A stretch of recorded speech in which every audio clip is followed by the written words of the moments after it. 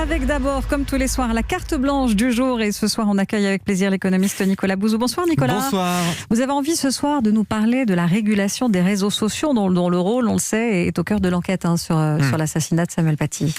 Et oui, moi je suis un libéral, mais force est de constater qu'il y a malgré tout un problème de régulation avec les réseaux sociaux. Alors c'est pas nouveau, addiction, fake news, harcèlement, haine en ligne, menaces, apologie de la violence et du terrorisme. Ça fait maintenant plusieurs années, a fortiori plusieurs semaines, plusieurs jours qu'on en parle. Et puis je sais pas si vous avez la même impression que moi parfois, mais j'ai le sentiment que une banane va être très rapidement censurée parce qu'elle fait vaguement allusion à un sexe masculin. Un ananas va être rapidement censuré parce que ça peut éventuellement faire allusion à un sexe féminin. Et en revanche, une menace de lapidation va rester tranquillement plusieurs semaines en ligne. Et là, vous parlez de tous les réseaux sociaux. Est-ce qu'ils sont tous logés à la même enseigne ? Non. Alors, pour comprendre ce qui se passe, il faut comprendre comment fonctionne la modération des réseaux sociaux. En réalité, vous avez deux types de modération. Vous avez une modération par les algorithmes, par l'intelligence artificielle qui va repérer des mots-clés qui tournent autour du champ lexical de l'incitation à la haine. Mais ça suffit pas, parce que parfois, surtout en français, qui est une langue assez subtile, les algorithmes ne peuvent pas reconnaître une menace. Je vous donne un exemple de phrase. Il vaudrait mieux pour toi que je ne rencontre pas tes enfants. C'est une menace extrêmement violente et en même temps, une intelligence artificielle pourrait presque la prendre comme quelque chose de bienveillant. C'est la raison pour laquelle la technologie suffit pas.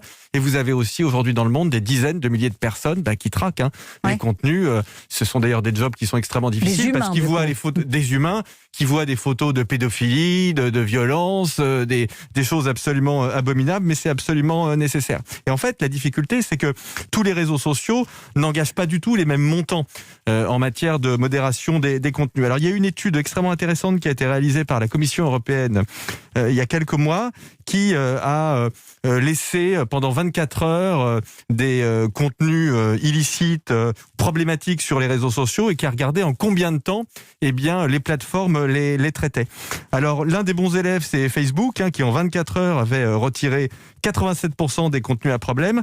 Twitter, en 24 heures, avait retiré simplement 36% des contenus à problème. Donc on voit bien qu'il y a une difficulté avec Twitter, sachant qu'en plus, 24 heures, c'est très long. Imaginez une fatoua qui reste 24 heures sur les réseaux sociaux, elle a le temps de faire 10 fois le tour du monde.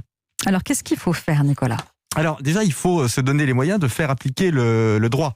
La loi Avia introduisait l'idée de contenu haineux, mais en fait, on voit que c'est très difficile de donner une signification précise à ce qu'est un contenu haineux, parce qu'une insulte, quelque chose de tout à fait désagréable, mais ça n'est pas nécessairement quelque chose de haineux. Donc la loi, aujourd'hui, elle existe. Les menaces sont interdites, la diffamation, c'est interdit, les déclarations antisémites, c'est interdit, les appels à la haine, c'est interdit. D'ailleurs, certains de ces délits sont répréhensibles pénalement.